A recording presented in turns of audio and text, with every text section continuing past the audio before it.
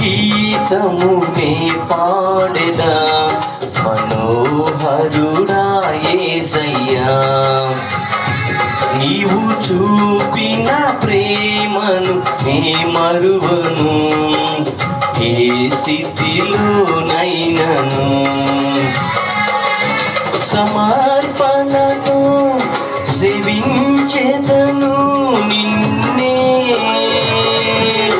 సజీవుడనై ఆరాధించెద నిన్నే. సమర్పణతో సేవించెదను నిన్నే,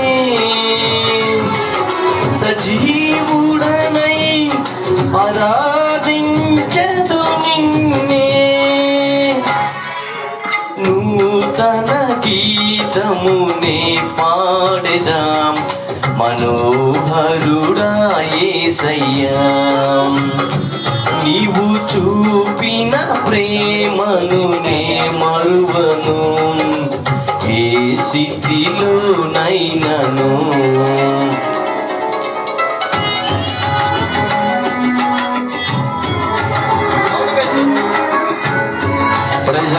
హల్లెలూయా.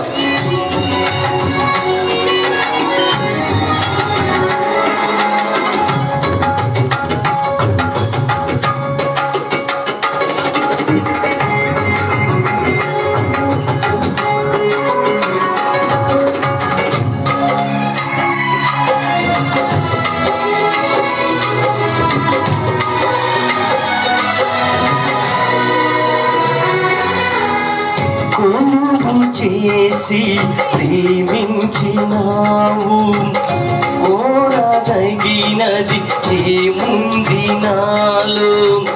సాధం మెరుగని సాటి కూడా నీకు సాటెవ్వరు.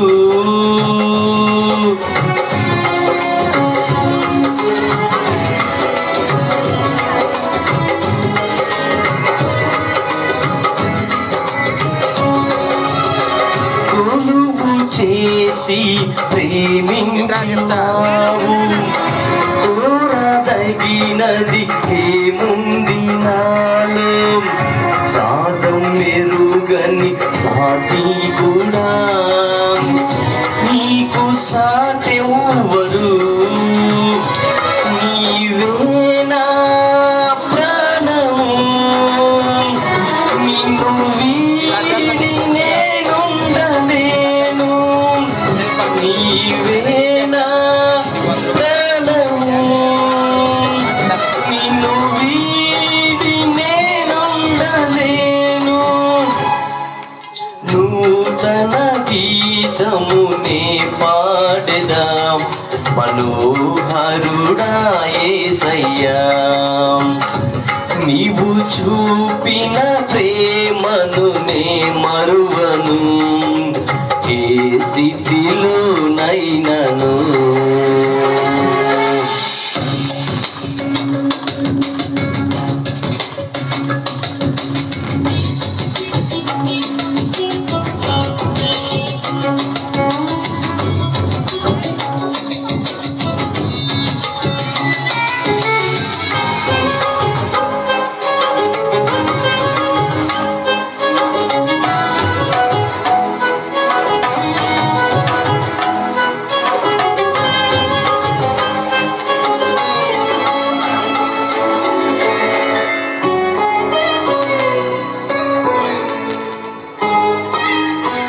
కడలి తీరం కనబడని వేళం, కడలి కెరటాలు వేధించు వేళం, కరుణమూర్తిగా దిగి వచ్చిన నీకు సాటెవ్వరు.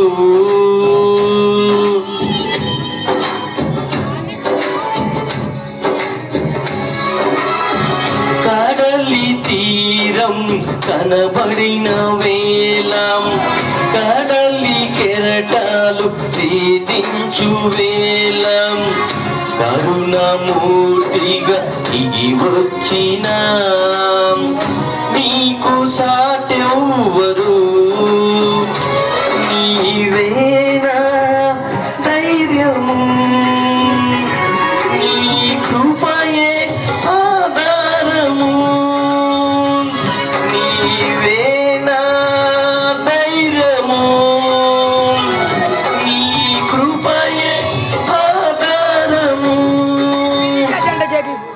నూతన గీతమునే పాడెదాం మనోహరుడా యేసయ్యా, నీవు చూపిన ప్రేమను నే మరువను ఏ స్థితిలోనైనను.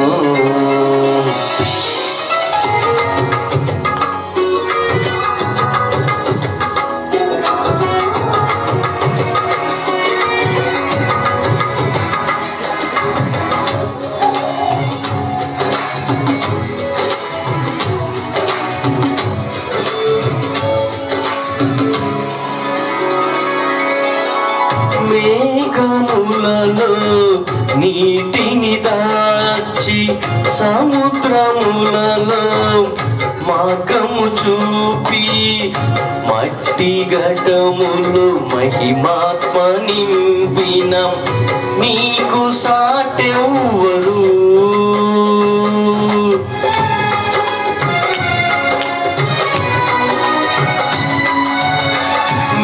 మేఘములలో నీటిని దాచి సముద్రములలో మార్గము చూపి మట్టి ఘటములు మహిమాత్మ నింపిన నీకు సాటెవ్వరు.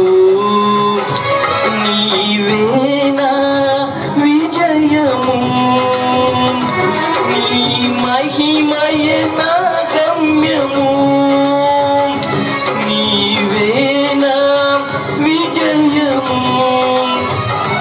నీ మహిమయే నా గమ్యము. నూతన గీతము నే పాడెదాం మనోహరుడా యేసయ్యా, నీవు చూపిన ప్రేమను నే మరువను ఏ స్థితిలోనైనను. సమర్పణతో సేవించెదను నిన్నే, సజీవుడనై ఆరాధించెదు నిన్నే. సమర్పణతో సేవించెదను నిన్నే, సజీవుడనై ఆరాధించెదు నిన్నే. నూతన గీతమునే పాడేదాం మనోహరుడా యేసయ్యా, నీవు చూపిన ప్రేమను నే మరువను ఏ స్థితిలోనైనను.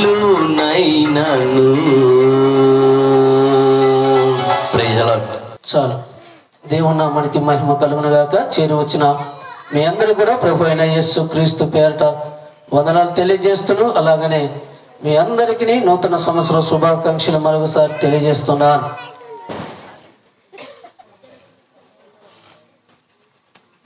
దేవుని యొక్క లేఖనాలోని కొన్ని వచనాలు మనం చదువుకుందాం. ప్రసంగి గ్రంథము 1వ అధ్యాయం 9, 10, 11 వచనాలు. అమ్మ ఆగుతల్లి మరి మన మధ్యన ఉన్నట్టు మరి యేసురత్నమన్న గారు చదివి వినిపిస్తారు. ప్రసంగి గ్రంథం 1వ అధ్యాయం 9, 10, 11 వచనాలు.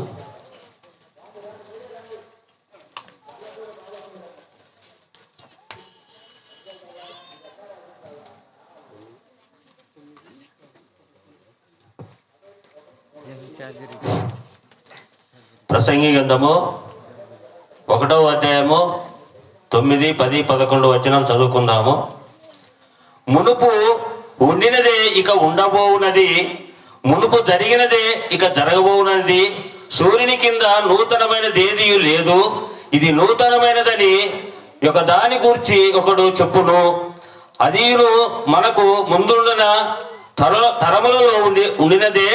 పూర్వులు జ్ఞాపకమునకు రారు, పుట్టబో వారి జ్ఞాపకము ఆ తరువాత ఉండబో వారికి కలగదు. ఈ కొద్ది పరిశుద్ధ వాక్యం దేవుడు మన వెనుకల్లో దీవింపబడును గాక. ఆమేన్. చదివి సహకరించిన సోదరుడికి ప్రభు పేట వందనాలు తెలియజేస్తున్నాను. అలాగనే గలతీయులకు రాసిన పత్రిక 5వ అధ్యాయం 2-3 వచనాలు మన మధ్య నుండి మరి ఎగ్జిక్యూటివ్ నెంబర్ తెలుగు బ్యాప్టిస్ట్ నెంబర్గా పనిచేస్తున్నట్టు మరి కాశన్న గారు చదివి వినిపిస్తారు. గలతీయులకు రాసిన పత్రిక 5వ అధ్యాయం.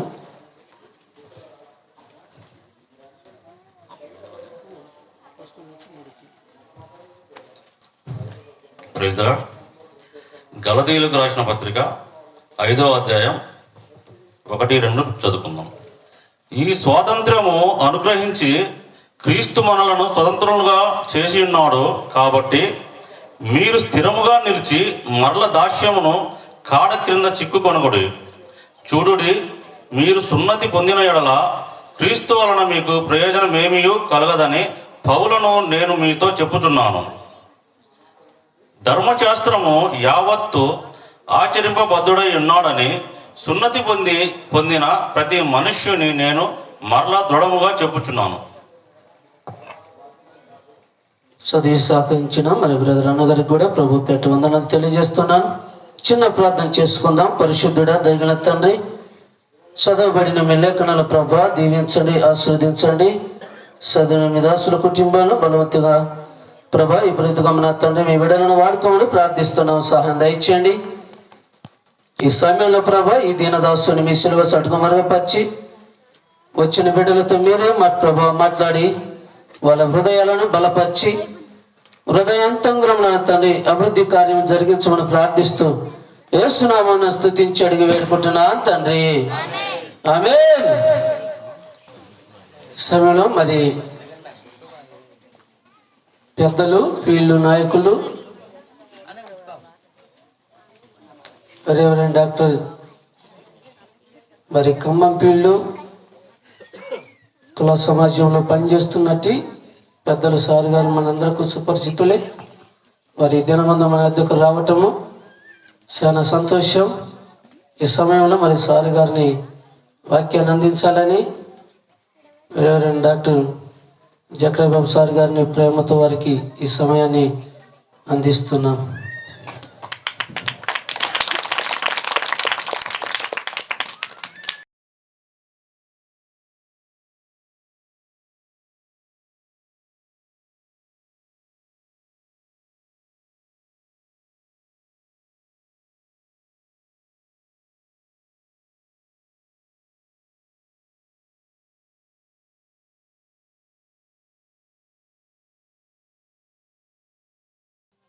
మరి నన్ను ఆహ్వానించినటువంటి స్థానిక పెద్దలకు, దైవజనులకు ప్రత్యేక వందనాలు. మరి ముందుగానే రావాలని అనుకున్నాను. అయితే ఈ దినము ఇంకా కత్తి మీది సామె మాకు, కాబట్టి అన్ని కవర్ చేసుకొని వచ్చేసరికి ఇంకా కొంచెం ఆలస్యమైంటే కొంచెం వాక్యం చెప్పేటోడేమో. ఏది ఏమైనా ఈ సందర్భంలో మరి మీ మధ్యలోకి రావటం దేవుడిచ్చిన ఒక మంచి అవకాశంగా భావిస్తూ ఉన్నాను. 2025 సంవత్సరం దాటి 2026లో మనము అడుగు పెట్టాం. సంవత్సరములు జరుగుచుండగా నీ కార్యమును నూతనపరచు. దేవుని కార్యం ఒకటి ఉంది, అది మనమందరము ఆ కార్యమునకు సిద్ధపాటు కలిగి ఉండాలి. నాకు అనిపిస్తుంది అందరూ wish you happy new year, wish you happy new year అంటే నాకు ఒక విషయం గుర్తొస్తుంది. 2 టార్గెట్స్ మన ముందు ఉన్నాయి. అంటే ఈ రోజు మనం చెప్పొచ్చునో చెప్పకూడదో 2 టార్గెట్స్. ఒకటి దేవుని రాకడ, 2 మానవుని పోకడ. ఒక్కొక్క రోజు గడిచే కొద్ది మనం ఎక్కడికి పోతున్నాము, దేనికి దగ్గర అవుతున్నాము? దేవుని రాకడ, either the coming of the Jesus Christ or our death. ఈ రెండిటికి మనం ముందుకు పోతా ఉన్నాం. అది తెలియక ఒక సంవత్సరం ముందుకు వచ్చినాంలే అని మనం సంతోషపడతా ఉన్నాం. అయినా కూడా మిమ్మల్ని డిస్కరేజ్ చేయటం లేదు.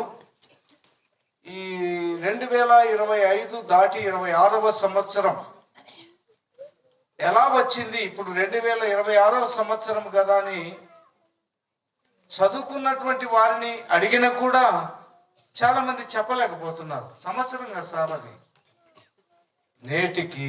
నేటికి యేసు క్రీస్తు ప్రభు వారు పుట్టి 2026 సంవత్సరాలైంది. చప్పట్లు కొట్టి దేవుని మహిమపరచండి. ప్రపంచమంతా కూడా వేసుకునేటువంటి తేదీ, ప్రపంచమంతా కూడా అనుసరిస్తున్నటువంటి క్యాలెండర్ గ్రెగోరియన్ క్యాలెండర్ అని అంటారు. 2026 జనవరి 1. ఇక వాడు ఏ దేశస్థుడైనా, ఏ కులస్థుడైనా, ఏ మతస్థుడైనా మేము వేసుకోము అనడానికి వీలు లేదు. అది ఒకటి మనం గమనించాలి. అంత మాత్రమే కాదు, యేసుక్రీస్తు వారు పుట్టిన వెంటనే భూమి మీద ఉన్న శకములన్నీ కూడా రద్దు చేయబడ్డాయి. క్రీస్తు శకము ప్రారంభించబడింది. యేసు ప్రభు పుట్టిన నాటి నుండి రకరకాల శకాలు ప్రపంచంలో ఉండేటివి. ఆ శకములన్నీ కూడా రద్దు చేయబడి ప్రపంచమంతా ఒకే శకము ప్రారంభించబడింది. అది క్రీస్తు శకము. క్రీస్తు శకము అనగా చరిత్రను రెండుగా విభజించినటువంటి శకపురుషుడు యేసుక్రీస్తు ప్రభువారు. అందుకనే మన బుక్స్ లో గమనిస్తే ఇంగ్లీష్లో అయితే BC అని రాస్తారు, అంటే బిఫోర్ క్రైస్ట్, క్రీస్తు పూర్వము. AD అని రాస్తారు. AD అంటే క్రీస్తు శకము. యామినో డొమినే అనేటువంటి పదం. యామినో డొమినే అంటే మన ప్రభువైన క్రీస్తు కాలము. ఎవడైనా సరే మరి మన బుక్స్ లో ఇక్కడ గమనిస్తే BC AD. తెలియకుండానే యేసుక్రీస్తు ప్రభు వారిని పుస్తకాలన్నిటిలో రాసుకుంటూ ఉన్నారు. దేవుని నామానికి మహిమ కలుగును గాక. హల్లెలూయా. ఈ దినము మరి సకాలంలో ముగించాలి కనుక ఒక క్లుప్తమైనటువంటి సందేశం మీ మధ్యలోకి తీసుకుని వచ్చాను. మీరు చాలా జాగ్రత్తగా ఆలకించాలి. మీరు కాన్సన్ట్రేట్గా ఉన్నట్టుగానే నాకు అర్థమవుతుంది. కొంచెం జాగ్రత్తగా వినాలి. ఈ దినాల్లో ఉపమానాలకు ఉన్నటువంటి ప్రాధాన్యత ఉపదేశాలకు లేదు. ఉపమానాలు అంటే పిట్ట కథలు, నవ్విచ్చేటివి అన్నీ చెప్తే భలే చెప్పిపోయినారా అన్నా అని అంటారు. కొంచెము ఉపదేశము చెబితే ఇక అది పెద్దగా వంట పట్టదు. కానీ మనకు ఏది అవసరం? ఉపమానం అవసరమా, ఉపదేశం అవసరమా? ఉపదేశం అవసరం. కొంచెము కష్టమైన ఉపదేశాన్ని మనము జాగ్రత్తగా వినాలి. క్రీస్తు పూర్వము 600 సంవత్సరాల్లో నెబుకద్నేజర్ అనేటువంటి ఒక చక్రవర్తి ఉన్నాడు. ఆ చక్రవర్తికి ఒక కళ వచ్చింది. ఆ కళలో ఒక ప్రతిమను చూచాడు. ఉదయం లేచాడు, కలతగా ఉన్నాడు. ఆ ప్రతిమ కళ భావాన్ని అంతా కూడా మర్చిపోయాడు. ఏదో రాత్రి కళ వచ్చింది. ఆ కళ భావము చెప్పగలిగిన వారెవరు? నాకేం కళ వచ్చింది అంటే, నీకేం కళ వచ్చింది మాకెట్ట తెలుస్తుంది అందరు అన్నారు. అయితే ఆ దేశంలో ఉన్నటువంటి శకునగారులను, గారడి విద్య వారిని అందరిని పిలిపించి చెబితే ఆ కళను గాని కళ భావము గాని చెప్పగలిగిన వారు ఎవరు లేరు. అయితే ఆ దేశంలో పరదేశిగా, బానిసగా పట్టుబడినటువంటి దానియేలు ఉన్నాడు. అలా నోడైతే చెప్తాడు సార్ అని ఎవరో ఇన్ఫర్మేషన్ ఇచ్చారు. వాడిని పట్టుకరండి అని చెప్పాడు. ఇప్పుడు దానియేలుకు పెద్ద అగ్ని పరీక్ష అయిపోయింది. కళ చెప్తే కళభావం చెప్పొచ్చు, కానీ ఇప్పుడు కళ చెప్పాలి, కళభావము చెప్పాలి. ఇది ఎలా సాధ్యం అని అందరూ మరి ఆ తేరి చూస్తూ ఉండగా దానియేలు దేవుని యొక్క కృపతో, దేవుని యొక్క నడిపింపుతో ఆ రాజు కలను చెప్పాడు. ఆ కళ యొక్క భావము చెప్పాడు. అయితే ఈ దినము ఆ కళ యొక్క భావము ఈ సంవత్సరానికి దానికి ఏమి సంబంధం అని మనం గమనిస్తే, ఇప్పుడు కొంచెం మీరు జాగ్రత్తగా వినాలి. ఆ కళలో ఒక ప్రతిమ కనపడింది. ఆ కళలో ఒక ప్రతిమ కనబడింది. దాని తల బంగారం, దాని తల బంగారం, దాని ఎదభాగము వెండి, దాని ఉదరము అనగా పట్టభాగము ఇత్తడి, దాని తొడల భాగము మోకాళ్ళ వరకు ఇనుము, మోకాళ్ళ నుంచి కింది భాగము పాదములు ఇనుము మట్టి మిళితమైనటువంటి ఆ విగ్రహం. బాగముంది విగ్రహం చక్కగా రూపొందించారు. మన దేశంలో కూడా అక్కడక్కడ 130 అడుగులు 103 అడుగులు విగ్రహాలు పెడితే అబ్బా విగ్రహం పెట్టినాడు అని అనుకుంటూ ఉన్నారు. కనుక ఈ ప్రతిమ ఎంతో దేదీప్యమానంగా ఉంది. అయితే చేతి సహాయము లేకుండా తీయబడిన రాయి. హల్లెలూయా. మరి 2వ అధ్యాయము దానియేలు గ్రంథం 2వ అధ్యాయము 34వ వచనం ఒకసారి చదవండి. మరియు చేతి సహాయము లేకుండా తీయబడిన ఒక రాయి, ఇనుమును మట్టియు కలిసిన ఆ ప్రతిమ యొక్క పాదములను పడి దాని పాదములను తుత్తునీలుగా విరగొట్టినప్పుడు తమకు కనబడెను. అంతటా ఇనుమును మట్టియు ఇత్తడియు వెండియు బంగారమును ఏకముగా దంచబడి కళ్ళములోని చెత్తవలే కాగా అట్టి స్థలము ఎచ్చటను దొరకకుండా గాలిని వాటిని కొట్టుకొని పోయెను. ప్రతిమను విరగొట్టిన ఆ రాయి సర్వభూతలమంత పెద్దదాయను. హల్లెలూయా. ఇక్కడ మనం గమనించాల్సింది ముందుగానే చెప్పాను, కొంచెం మైండ్ పెడితే కానీ ఇది అర్థం కాదు. లేకపోతే ఏందో ప్రతిమ అంట రాయి అంట అని ఆయన ఏందో చెప్పిపోయినాడు, మేమేందో విన్నాము, అయిపోయింది, కూత అయిపోయింది, మేతకు పోయినాము. అంటే మేత అంటే ఫుడ్ అయిపోతుంది, దాని మీద పడతాం. కాబట్టి కూత అంటే వాక్యం, మేత అంటే తిండి. ఆయన ఏదో కూత కూశాడు, మేమేదో మేతకు పోతున్నాం అన్నట్టు అయింది. కనుక జాగ్రత్తగా గమనించాలి. తల భాగము బంగారు అంటే బబులోను సామ్రాజ్యం. ఇది కథ కాదు, హిస్టరీలో ఉన్నటువంటి సత్యం, ప్రపంచ చరిత్రలో ఉన్నటువంటి సత్యం. ప్రపంచంలో పేరెన్నికగన్నటువంటి రాజ్య పరిపాలన బబులోను సామ్రాజ్యము. అది తలకు సూచన, అది బంగారమును సూచిస్తూ ఉన్నది. రెండవదిగా మరి వెండి, ఎదభాగము వెండి, అది పర్షియా సామ్రాజ్యమును సూచిస్తూ ఉన్నది. ప్రపంచంలో పేరెన్నికగన్నటువంటి రాజ్యం బబులోను సామ్రాజ్యం ఒకటి, రెండవది పర్షియా సామ్రాజ్యం. మూడవదిగా ఇత్తడి అనగా ఉత్తర భాగం ఇత్తడి. ఆ ఇత్తడి గ్రీకు సామ్రాజ్యాన్ని సూచిస్తూ ఉన్నది. గ్రీకు వీరుడు ఉన్నాడు, సినిమా కాదు, గ్రీకు వీరుడు ఎవరో అలెగ్జాండర్ ద గ్రేట్. ప్రపంచమును జయించడానికి బయలుదేరినటువంటి వ్యక్తి. కనుక ఈ గ్రీకు సామ్రాజ్యము ఇత్తడిని సూచిస్తూ ఉన్నది. మరి ఆ తొడలు మరి ఇనుమును సూచిస్తూ ఉన్నవి. ఈ ఇనుము రోమా సామ్రాజ్యమును సూచిస్తూ ఉన్నది. కనుక ప్రపంచములో పేరెన్నిక ప్రతిష్ట కాంచినటువంటి సామ్రాజ్యములు 4.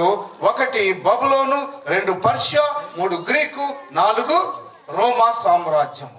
ఈ 4 సామ్రాజ్యములు అయిపోయినాయి. 4 సామ్రాజ్యములు అయిపోయినాయి.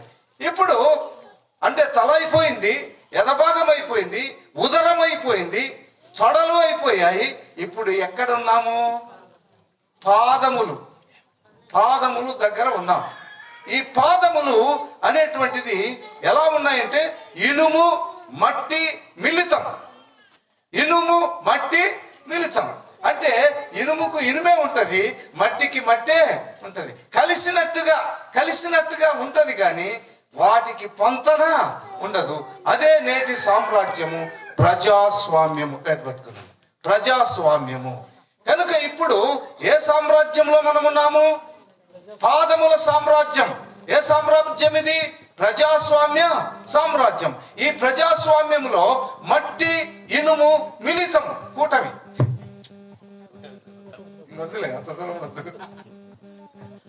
జరిగేది అదే.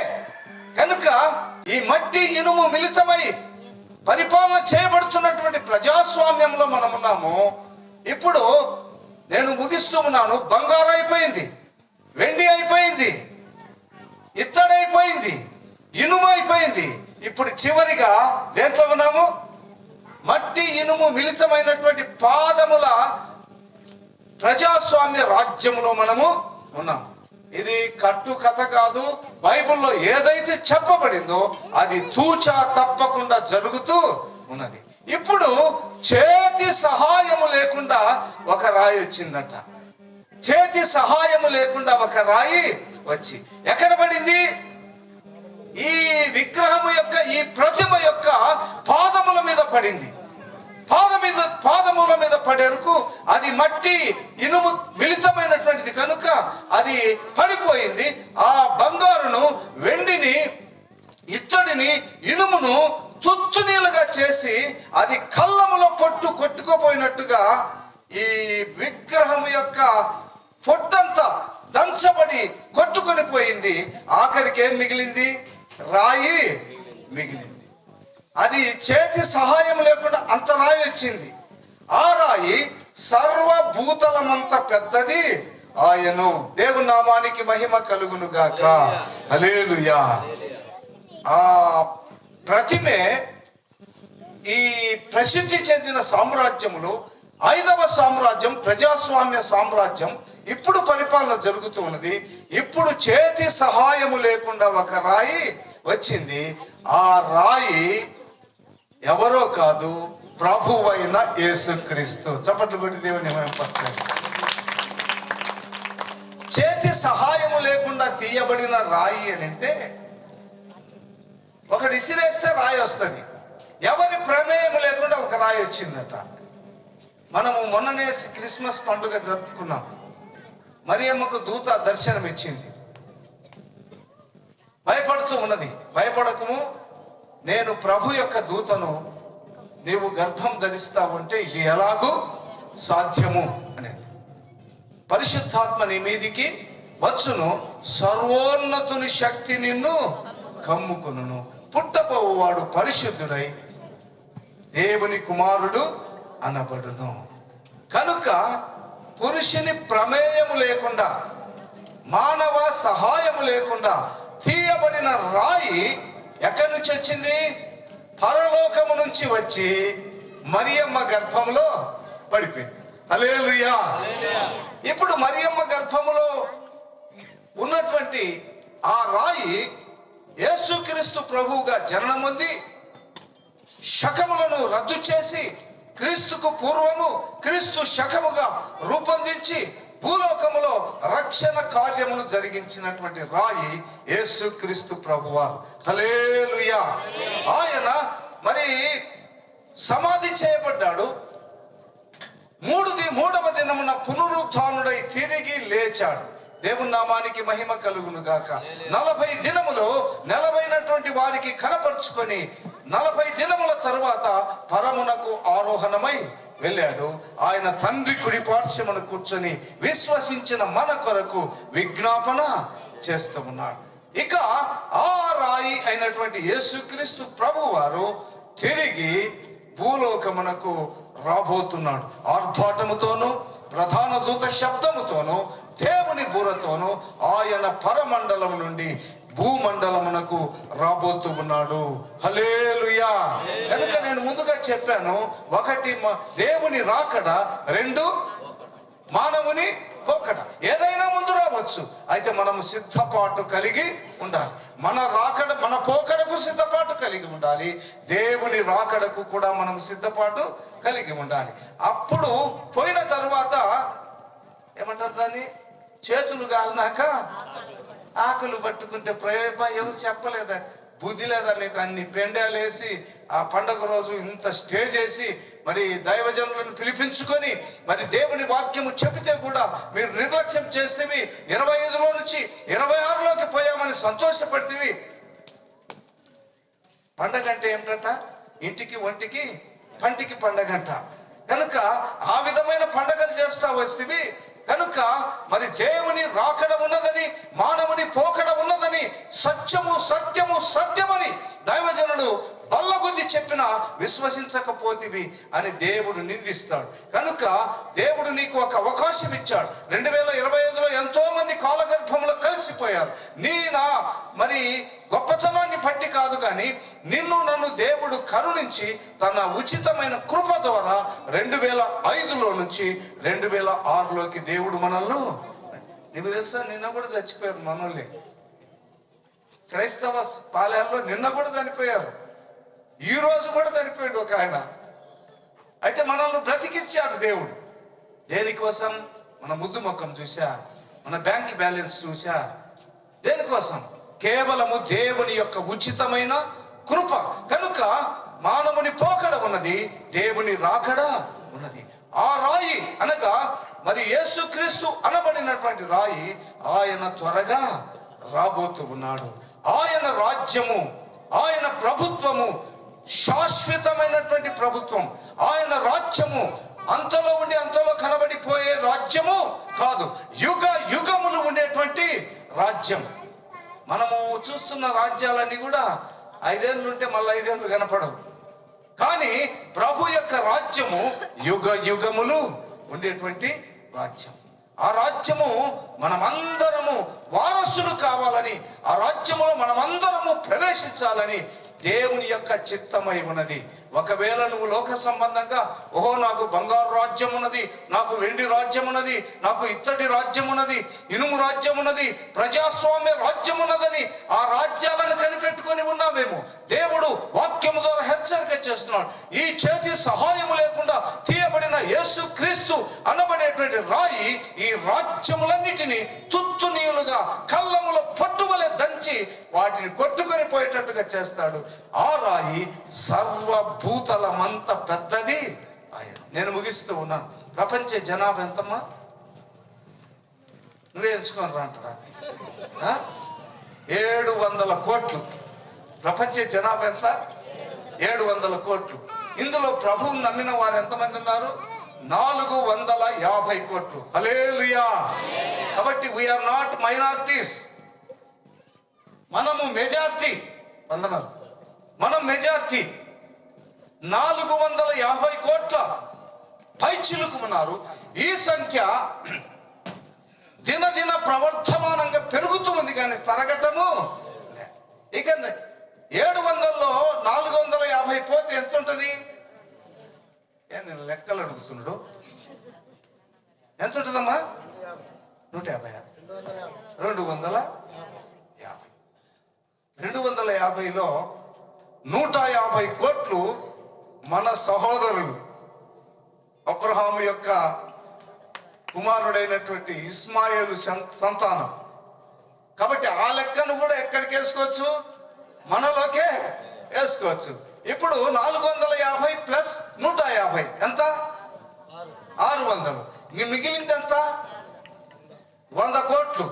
ఈ 100 కోట్లు ఏ రోజుకైనా ఇటు రావాల్సిందే కానీ అటు పోయేదానికి అవకాశము లేదు. దప్పిలి భాస్కర్ రెడ్డి గారు ఒక సెమీ క్రిస్మస్ లో చెప్పాడు, ప్రపంచమంతా క్రైస్తవులే, ఏ రోజుకైనా భారతదేశం క్రీస్తును అంగీకరించాల్సిందే, క్రైస్తవులుగా మారాల్సిందే అని ఒక అన్యుడు స్టేజ్ మీద సాక్ష్యం ఇచ్చాడు. చప్పట్లు కొట్టండి.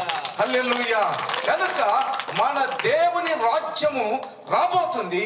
దేవుని రాజ్యము కొరకు, ఆయన రాజ్యము కొరకు తన బిడ్డలను ఆయన సిద్ధము చేసుకుంటూ, నువ్వు నేను కాదు సిద్ధం చేసేది, ఆయనే సిద్ధము చేస్తా ఉన్నాడు. ప్రతి వంశములో నుంచి ప్రతి గోత్రములో నుంచి, ఆయా భాషలు మాట్లాడు వారిలో నుంచి దేవుడు తన కొరకు తన బిడ్డలను ఏర్పాటు చేసుకుంటాడు. నేను ఇక్కడికి ఒక సేవకుని పిలుచుకొచ్చాను హైదరాబాద్ నుంచి, రవీంద్ర రెడ్డి. ఆయన భార్య కడప రెడ్లు. దేవుని నమ్ముకున్నారు, దేవుని మందిరాన్ని కట్టి దేవుని పరిచర్యలు చేస్తూ ఉన్నారు. ఎవరు మార్చుకున్నారు? నీవు నేను కాదు. ఎవరు మార్చారు? దేవుడే మార్చాడు. మక్బుల్ భాష అనే ఒక స్నేహితుడు ఉన్నాడు, కరుడు కట్టినటువంటి మరి తీవ్రవాది. ఆయన దేవుడు పట్టుకొని ఆయన సాక్షిగా సువార్థికునిగా దేవుడు ఆయన్ను మార్చుకొని ఉన్నాడు.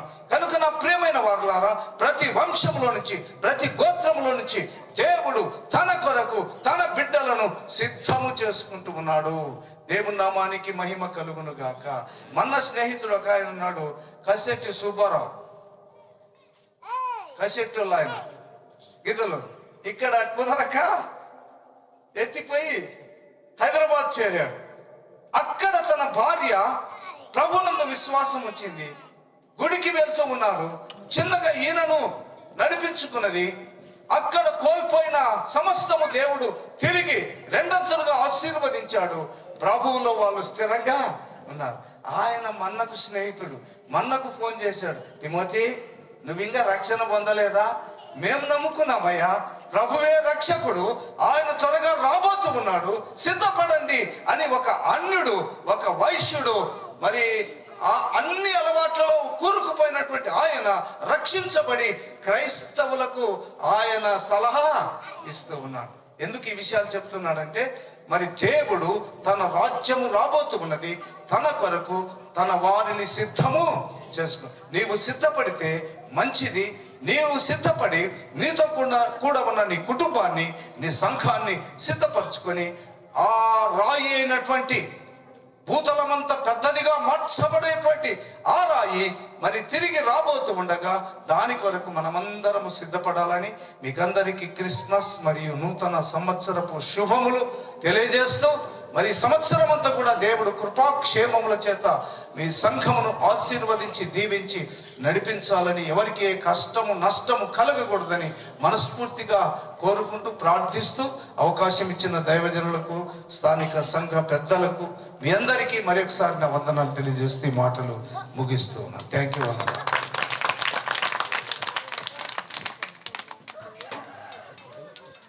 Thank you sir. చక్కని దేవుని లేఖనాలను, చక్కని లేఖనాలు మనం అందరం విన్నాం. ఏ చేతి సహాయం లేని బండ లేకపోతే రాయి, పరలోకం నుండి దిగి వచ్చిన రాయి అని మనకు, ఆ రాయే ప్రభు అయిన యేసుక్రీస్తు అని తన భక్తులతో ఒక మాట మాట్లాడతాడు దేవుడు. పేతురుతో ఒక మాట అంటాడు తెలుసా? పేతురు మరియు నీవు ఏమంటాడు? బండం, ఈ బండ మీద నా సంఘమును కడదనని. దేవుడు ఒక మాట ఏ వస్తువైన బైబుల్ ఉపయోగించుకున్నాడంటే దాని వెనక చాలా మర్మము దాగి ఉంటుందని నేను ముందే మీకు తెలియజేశాను. కాబట్టి బండ అనేది ఒక రాజ్యాన్ని కూల్చివేయటానికి అనుకూలపడ్డది అంటూ దేవుని లేఖలు సెలవిస్తుంది. ఈ బండే క్రీస్తు, ఈ రాయే క్రీస్తు.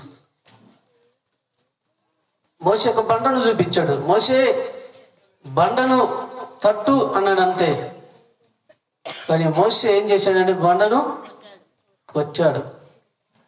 బండను కొడితే జీవజలం వస్తుంది, వారి దాహం తీరుతుంది.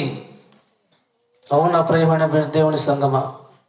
అటువంటి బండను దేవుడు మన యొక్క రాతి హృదయంలో తీసి, బండలాంటి హృదయాలు తీసి మాంసపు హృదయంగా దేవుడు చేస్తున్నాడు.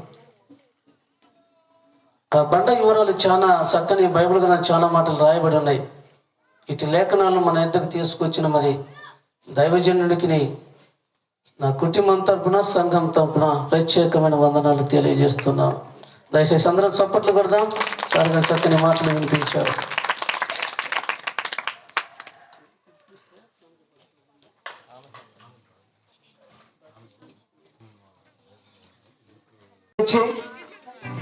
అయ్యా మీ దీని దాసుల ప్రభానైనా అయ్యా మా మధ్యకు మీరు నడిపించిన తండ్రి చక్కటి వర్తమానాన్ని మీరు వినిపించినందుకై నీకు స్తుతులు స్తోత్రాలు చెల్లిస్తున్నాం నాయన. చెప్పిన మీ దాసుని కుటుంబాన్ని దీవించండి, ఆశీర్వదించండి. వారి కుమారుల యొక్క సంతానం కూడా ప్రభావం మీరు బలపరచమని ప్రార్థిస్తున్నాం.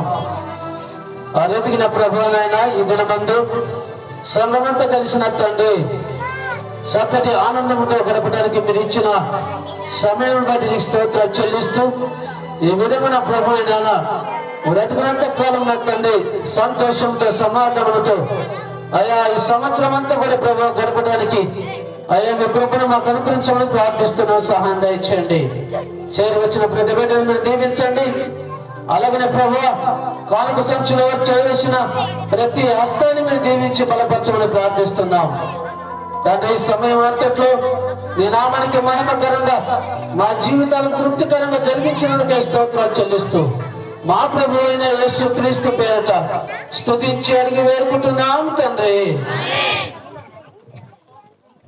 మన తండ్రి అయిన దేవుని ప్రేమయు రక్షకుడు విమోచకుడైన యేసుక్రీస్తు కృపయు ఆదరణకర్త అయిన పరిశుద్ధాత్మ దేవుని యొక్క నిర్ణయ సహవాసం 2025లో నుంచి 2026లోనికి అడుగు పెట్టిన సంఘమునకు, పెద్దలకు, దైవజనుడికి, సర్వలోక పరిశుద్ధులకు ఇప్పుడు ఎల్లప్పుడూ సదాకాలము తోడైబడి నడిపించును కాక. ఆమేన్. అందరికీ వందనాలమ్మా.